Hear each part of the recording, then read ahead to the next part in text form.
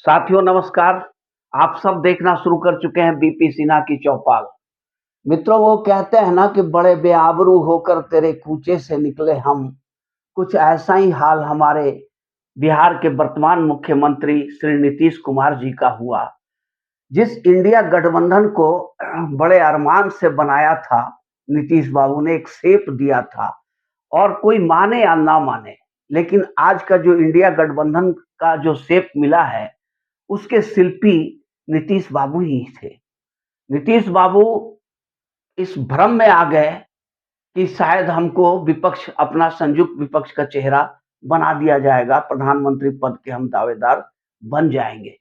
इस उम्मीद में वो दर-दर भटके हैं, दरवाजा भटके, एक-एक लीडर को जोड़ा और सबको पटना में एक टेबल पर बैठा दिया। पर वही बात तो वही है ना, कहते हैं ना कि वो एक गीत था प्रेम रोग नामक मूवी का, कि भौरे ने खिलाया फूल, फूल को ले गया राजकुंवर।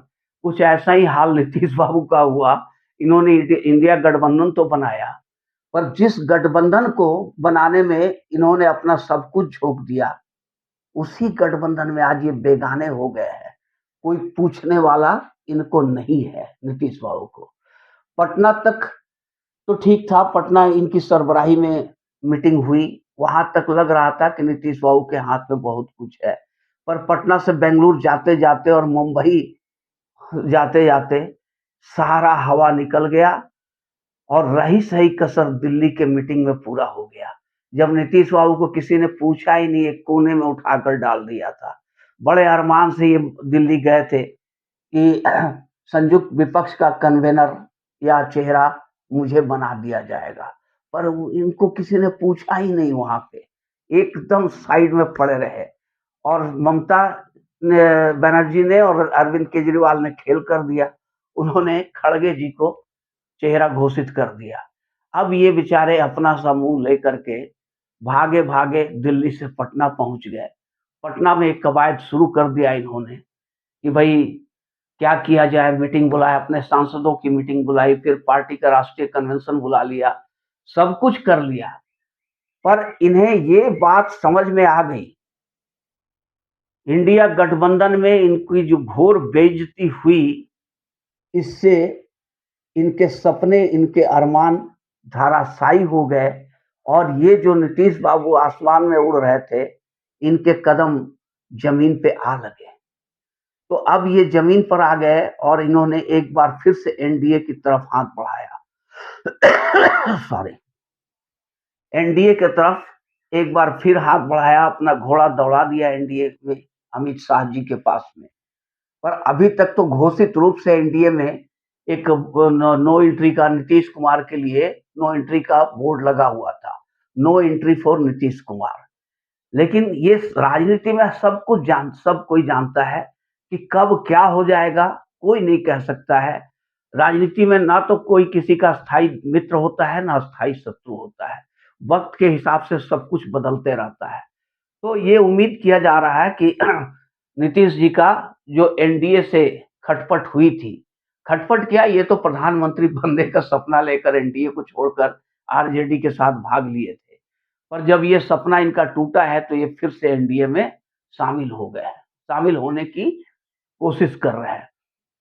अब अंदर खाने से जो सूत्रों से खबरें छन-छन के आ रही है, उसके मुताबिक बीजेपी भी अब इनके साथ बहुत कड़ाई से सौदेबाजी कर रही है, और सीधा-सीधा इनको कह दिया गया है कि आप अब बिहार के मुख्यमंत्री नहीं रहोगे।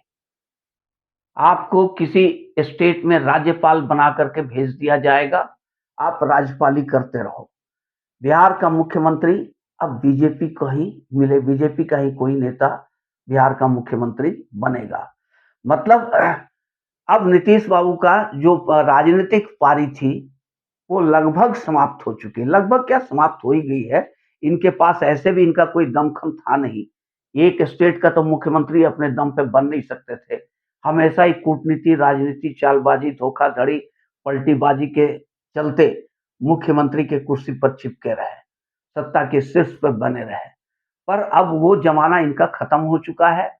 इंडिया गठबंधन ने इनको अपनी औकात दिखा दी है, और अब जब ये एनडीए के पास आए हैं, तो एनडीए भी इनको अपनी औकात दिखा रही है। और सीधी-सी बात है कि अब बिहार में भाजपा की सरकार बनेगी, भाजपा का ही मुख्यमंत्री रहेगा और नीतीश बाबू को किसी राज्य में राज्यपाल के पद पे नियुक्त करके भेज दिया जाएगा। और जो सूत्रों से खबर आ रही है, बात लगभग तय हो चुकी है, किसी भी दिन घोषणा हो सकता है। तो हमारे जो नीतीश बाबू हैं, जिनको पलटू राम कहा जाता है, जिनका उपनाम पलटू राम है, एक बार फिर से पलटी मारने की तैयारी कर चुके हैं। तो साथियों, ये वीडियो अगर आप लोग को अच्छी लगी हो तो इसे लाइक करेंगे और चैनल को सब्सक्राइब करेंगे।